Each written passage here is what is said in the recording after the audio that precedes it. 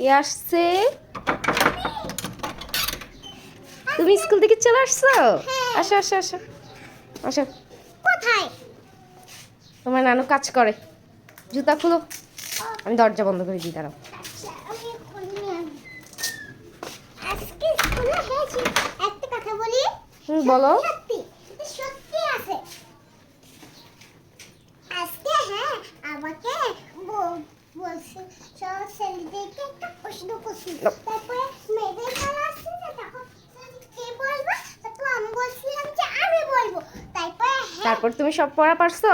তারপরে ও বলছে যে আমাদের কে সৃষ্টি করেছে। তারপর আমি বলছিলাম যে মহান আল্লাহ।